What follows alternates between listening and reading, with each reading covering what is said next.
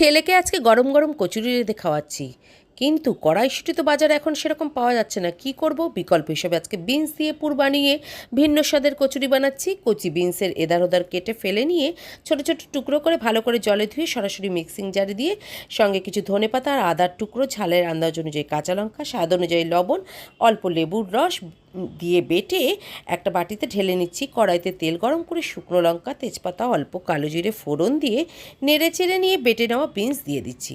বাটা মিশ্রণ পাক করে টানিয়ে পুর তৈরি করতে হবে। দিয়ে দিচ্ছি তাতে হলুদ, লঙ্কার গুঁড়ো, জিরের গুঁড়ো, স্বাদমতো মিষ্টি, লবণ তো আগেই ব্যবহার করেছি। ভালো করে সব কিছু মিশিয়ে পাক করতে করতে টেনে আসলে পরে নামিয়ে নেব। ওদিকে ময়দা মেখে নিয়ে তাতে ডো বানিয়ে সেই ডো হাতের তালুতে নিয়ে বাটির শেপ দিয়ে বিনসের পুর ভরে বাটি বন্ধ করে দেবো। তারপরে কচুরির শেপ দিয়ে হালকা হাতে বেলে নিয়ে গরম তেলে ছেড়ে দিয়ে একটু এপিট ওপিট করে ভেজে তুলে নিয়ে সবজির সাথে পরিবেশন করব।